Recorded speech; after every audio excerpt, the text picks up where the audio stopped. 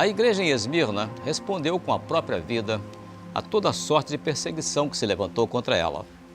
No período da história da igreja de Éfeso, a reação se deu através da doutrina, que foi estabelecida pelo ensino dos apóstolos logo no primeiro século. O suporte doutrinário que já existia na igreja de Esmirna foi a causa da sua vitória. Esse suporte doutrinário capacitou a igreja a enfrentar toda a sorte de opressão que ficou definida em 3 expressões: tribulação, pobreza e morte. Isso se vê nos versos 9 e 10 do capítulo 2 de Apocalipse. Essa foi a prova de existência de Esmirna. Ela viveu a doutrina com a morte, e encontramos inclusive a palavra morte 3 vezes na carta. Podemos dizer que, enquanto Éfeso foi a igreja da doutrina estabelecida, Esmirna foi a igreja da doutrina vivida. Na carta à primeira igreja, a Éfeso, se destacam a mentira, o mundo e a carne. Mas na carta a Esmirna se destaca a tribulação, a pobreza e a morte.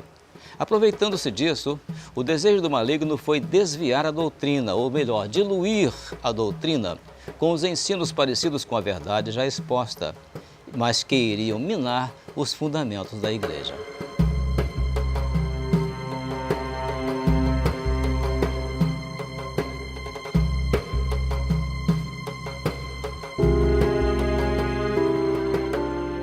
Esses ensinos parecidos com a verdade estão mencionados no capítulo 2, versículo 9 de Apocalipse.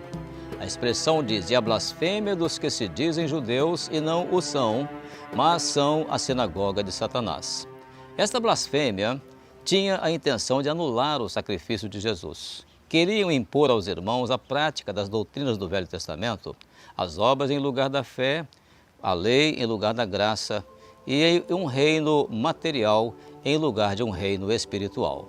No livro de Atos dos Apóstolos, no capítulo 15, a doutrina da fé e da graça são confirmados para derrubar os argumentos dos chamados crentes judaizantes, citados no verso 9, que queriam voltar às obras da lei e, por isto, a carta de Paulo aos Gálatas foi uma prova disso.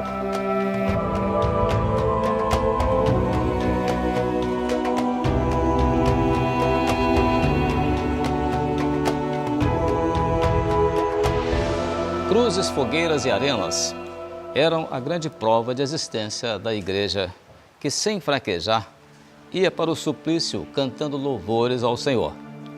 Daí o nome Esmirna, que é o nome que vem derivado de uma planta do Oriente, que quanto mais pisada, mais exala perfume.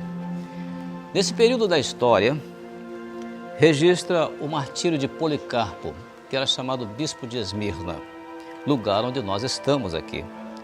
E ele foi, segundo os historiadores, discípulo do apóstolo João. Ele morreu queimado numa fogueira, isso aqui em Esmirna, no ano 155 depois de Cristo. Mas quanto mais cristãos morriam nas cruzes, fogueiras e arenas, mais pagãos se convertiam ao cristianismo.